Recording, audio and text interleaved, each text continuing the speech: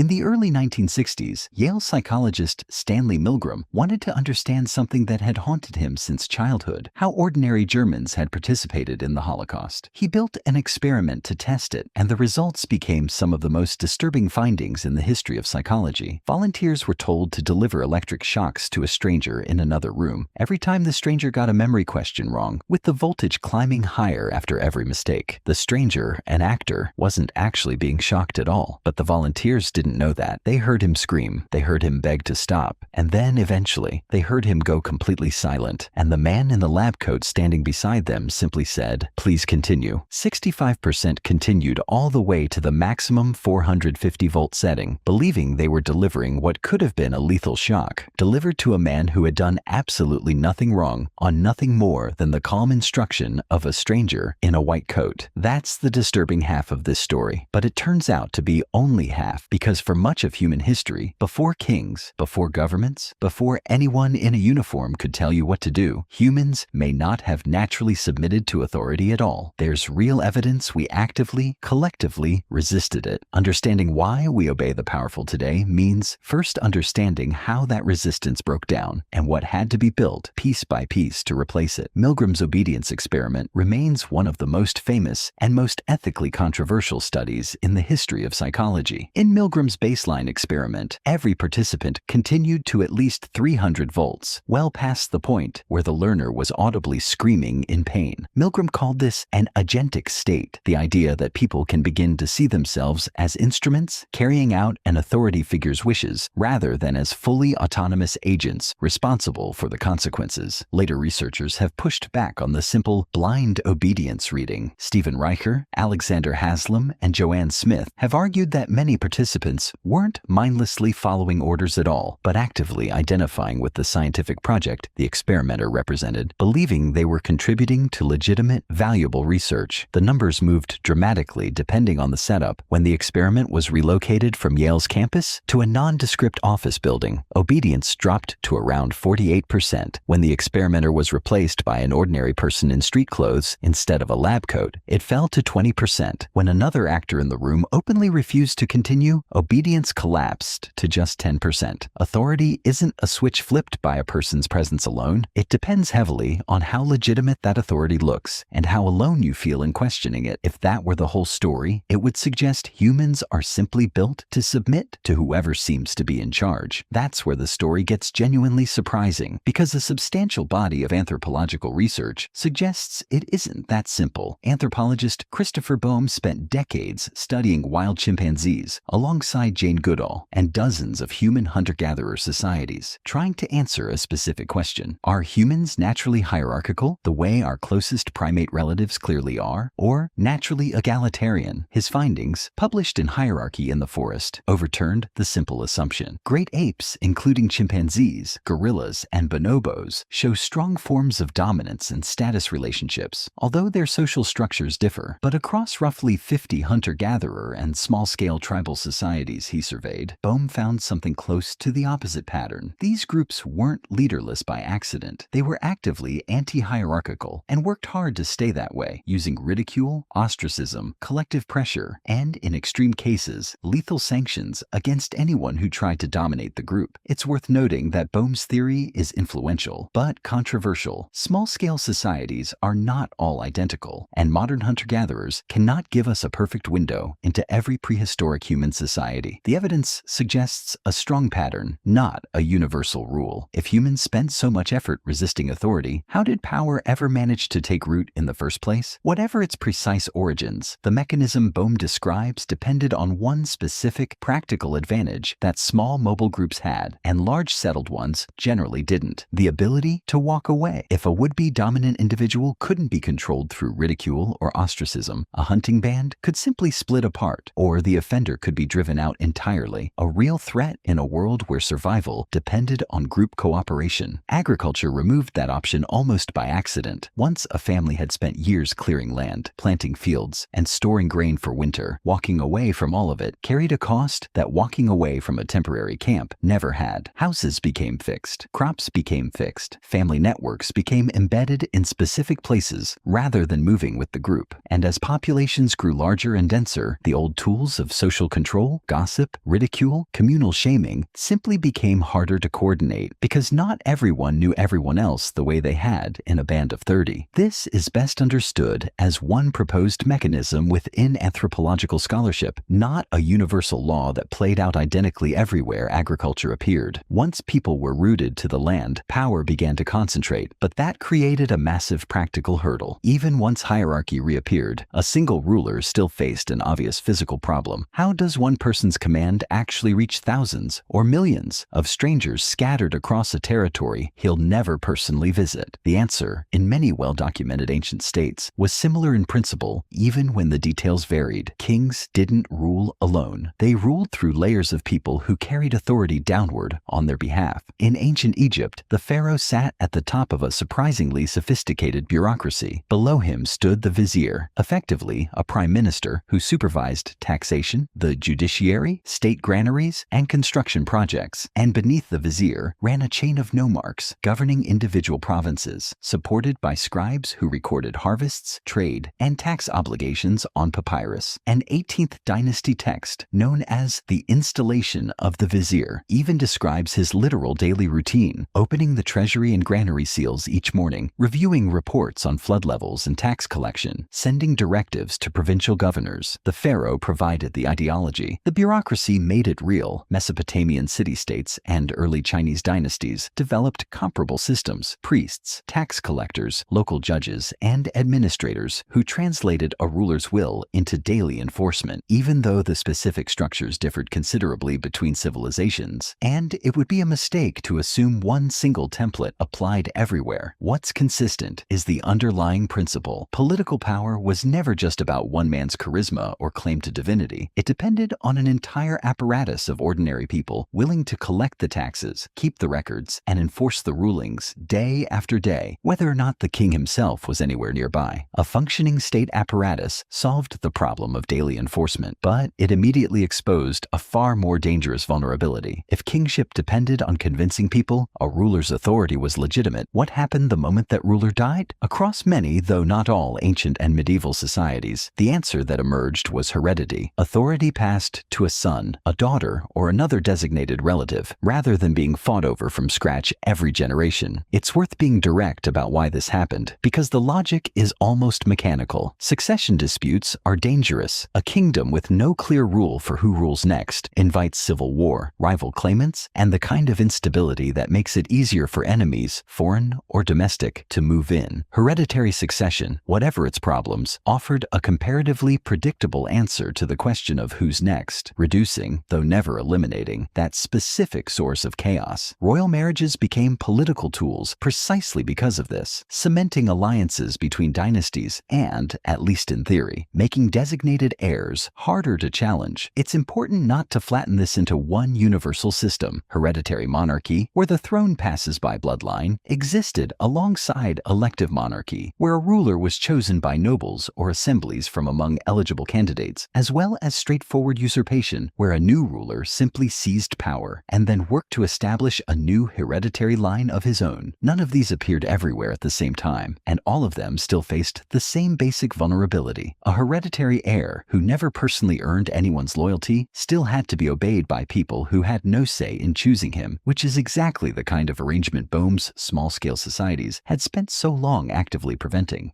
Even with bureaucracy enforcing rules and heredity settling succession, power was still incomplete, because enforcing rules through constant force is brutally expensive. Once hierarchy and heredity were both in place, rulers faced one more very old problem. Raw force is expensive and unstable to maintain over a large population indefinitely. It's far more efficient to convince people that obeying you isn't submission to a bully at all, but the natural, correct order of things. Strikingly, civilizations with no direct contact shaping each other's political theory arrived at remarkably similar solutions. In ancient Egypt, the institution of kingship was understood as divine, even though the individual pharaoh remained a mortal man. He was associated with the god Horus during his reign and, upon death, with Osiris, and his central role wasn't merely symbolic. It was to personally maintain Ma'at, the cosmic principle of order and truth, meaning any serious challenge to his authority authority could be framed as a challenge to the stability of the universe itself. That conception of divine kingship remained remarkably durable, surviving in changing forms across much of Egypt's roughly 3,000-year civilization. In ancient China, the Zhou dynasty developed a related but meaningfully different idea after overthrowing the Shang dynasty at the Battle of Muye in 1046 BCE, the mandate of heaven. Chinese rulers didn't claim to personally be gods the way Egyptian pharaohs did. Instead, they ruled as the son of heaven, with authority granted by an impersonal cosmic force, Tian. Crucially, this mandate came with strings attached. A ruler who governed unjustly, whose incompetence brought famine, rebellion, or disaster, could be understood to have lost the mandate and could legitimately be overthrown, with whoever successfully replaced him simply understood to have earned heaven's approval instead. In early modern Europe, the answer took a third, distinct form, the divine right of kings, most explicitly articulated by England's James I,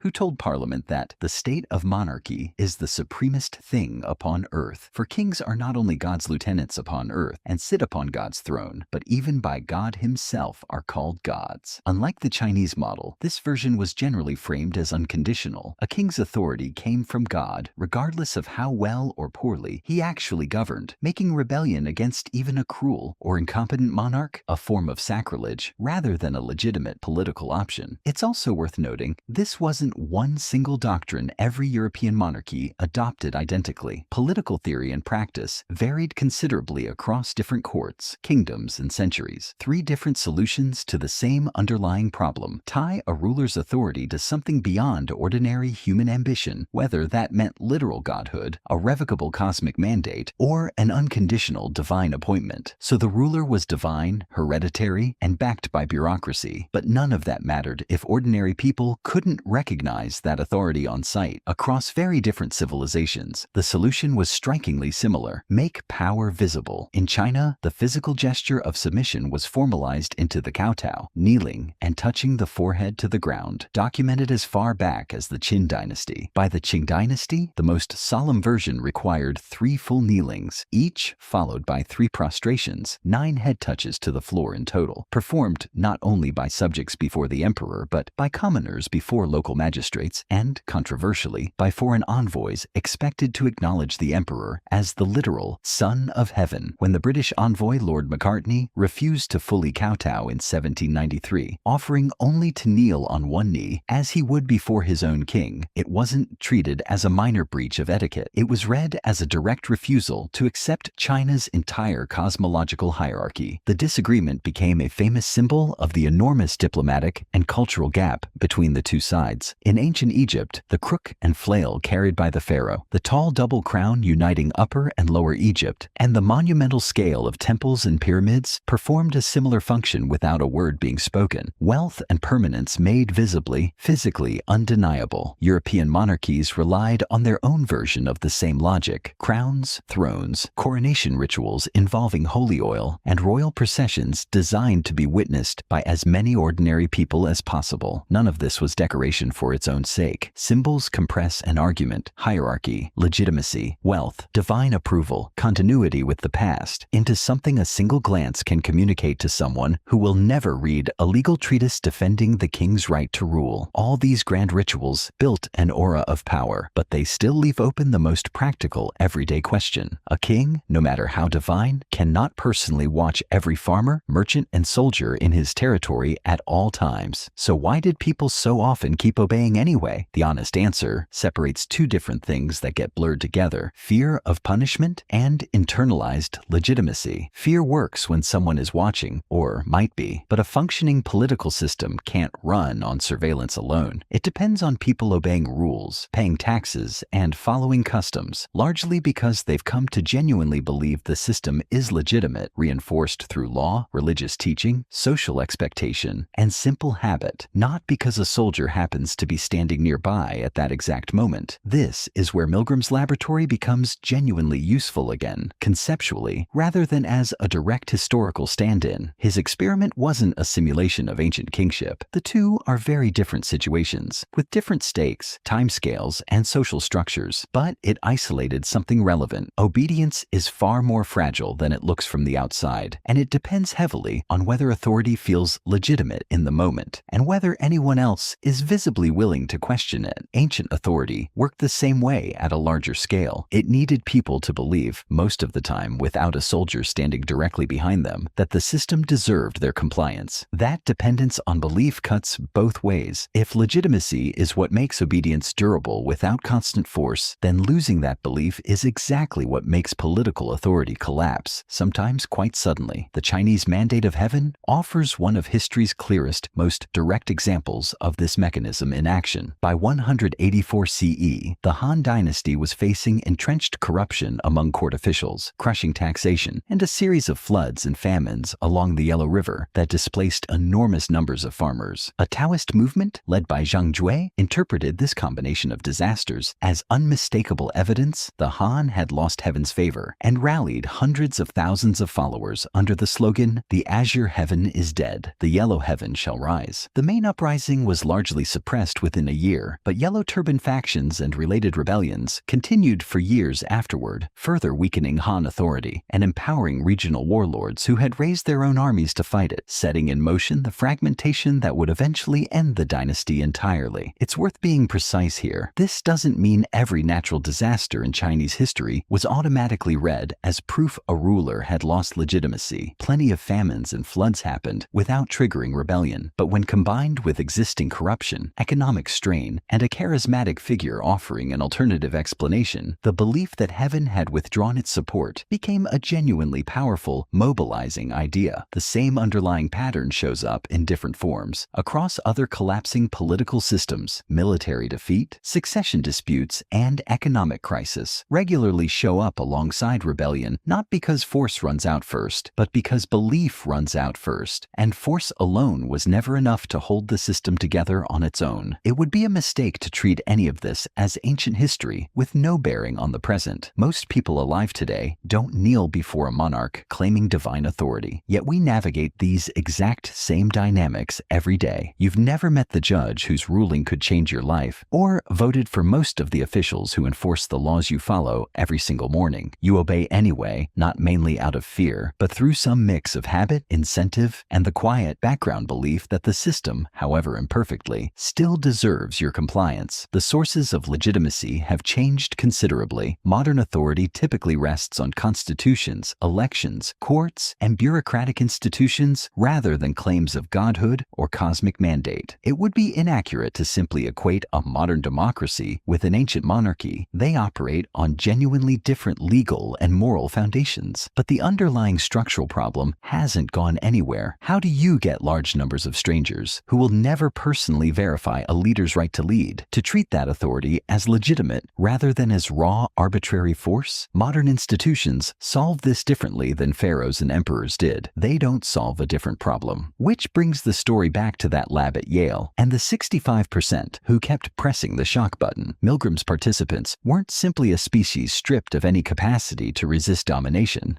The very same experiments that produced such disturbing average results also showed exactly where that resistance still lived. Obedience collapsed the moment authority looked less legitimate, a different building, ordinary clothes, instead of a lab coat. It collapsed even further the moment someone else in the room modeled resistance first, dropping to just 10% when a single dissenting voice made disobedience visible and socially acceptable. The resistance to domination that Boehm documented in small-scale societies doesn't appear to have vanished from human behavior. Under the right conditions, people can still challenge authority, especially when its legitimacy breaks down, or when someone else makes dissent visible. That's the honest answer to why humans obey kings and leaders. It was never a simple story of a species hardwired for submission. It's the story of two competing tendencies, one built deep into primate evolution to detect and defer to obvious status, and another, evident across a wide range of small-scale human societies, built around actively resisting any one person accumulating too much power over the group, layered over generation after generation by bureaucracies that made a single ruler's will physically enforceable, by heredity that made succession predictable, by religion and ritual that made obedience feel like cosmic order rather than submission, and by symbols, crowns, thrones, kowtows, processions that made all of it instantly visible to people who would never read a word of political theory. The next time you find yourself automatically automatically deferring to someone simply because of a title, a uniform, or the confidence in their voice. It's worth remembering that you're not following some fixed, unchangeable law of human nature. You're the current, temporary outcome of a tension that's been running inside your own species for a very long time. One your more distant ancestors, by a fair amount of anthropological evidence, may often have resolved very differently.